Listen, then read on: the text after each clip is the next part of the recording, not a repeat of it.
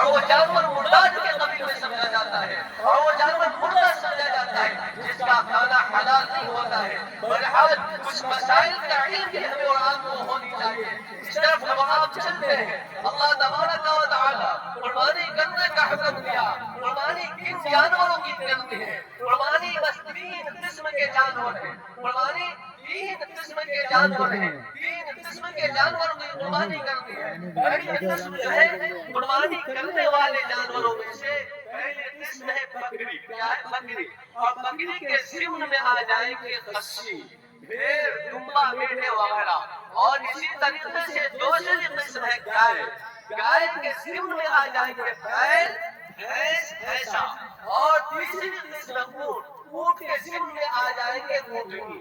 یہ تمام جانوروں کی قربانی کی جائے گی، یہ تمام جانوروں کی قربانی کی جائے گی۔ اور یہ بات ذہن میں رہنی چاہیے، کوئی جانور ایسا ہے جو ممنوع ہے کرنا، قانونی اعتبار سے کرنا، اگر ممنوع ہو تو اس جانور کی قربانی وہاں پر نہیں کرنی چاہیے۔ شریعت اس بات کا حکم دیتا ہے اس لیے کہ اس جانور کے متبادل اور دوسرا جانور موجود ہے۔ اور اسی طریقے سے کوئی جانور ایسا ہے قانونی اعتبار سے جرم تو نہیں ہے، لیکن اس جانور کے ذبح کرنے میں فتنے کا اندیشہ ہے۔ تو الفتنۃ اشد من القتل، فتنہ جو ہے کسی کو قتل کرنے سے بڑا گناہ ہے۔ جب فتنے کا اندیشہ ہو کسی جانور کو ذبح کرنے میں تو وہاں پر بھی احتیاط کا تقاضا ہے۔ شریعت اس بات کا ہمیں اور آپ کو حکم دیتا ہے ہم اور آپ اس جانور کے علاوہ جو دوسرے جانور ہیں، جس جانور کو ذبح کرنے میں کوئی فتنہ نہ ہو اور کوئی قانونی جرم نہ ہو، ایسے جانوروں کی قربانی کی جائے، ایسے جانوروں کی قربانی کی جائے۔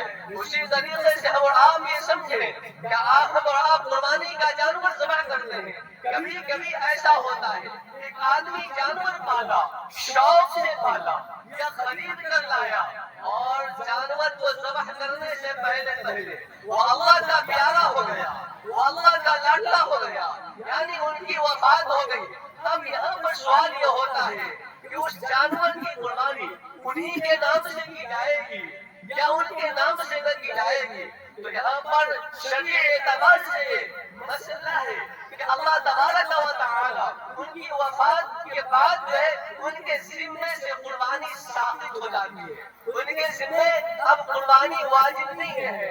اب ان کے ورثہ جو ہے، ان کے وارث جو ہے، ان کی یہ ذمہ داری بنتی ہے یا تو انہی کے نام سے قربانی کرے یا اپنے میں سے کسی کے نام سے قربانی کرے، دونوں کی اجازت دی ہے۔ لیکن اسی کے ساتھ ساتھ یہ بات بھی سمجھنی چاہیے، کوئی آدمی بڑا جانور لیا، بڑے جانور میں کئی لوگ شریک ہیں، مثال کے طور پر 7 آدمی شریک ہوتے ہیں، 7 آدمی شریک ہیں، الگ الگ شریک ہیں، الگ الگ لوگ اس 7 آدمی اس جانور میں شریک ہیں، لیکن 7 آدمی میں سے ایک آدمی اس جانور کو ذبح کرنے سے پہلے اللہ کا پیارا ہو گیا۔ تو ایک آدمی کا جانور نہیں ہے بلکہ تمام لوگ اس میں شامل ہیں۔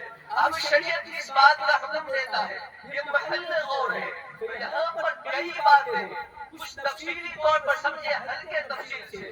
اللہ کے رسول فرماتے ہیں کہ اگر کوئی انسان ایسا ہو 7 لوگ ایک جانور میں شریک ہو اور پھر اس شریک میں شرکا میں سے کوئی ایک آدمی اللہ کا پیارا ہو جائے تو اب ان کے وارث کو دیکھا جائے گا۔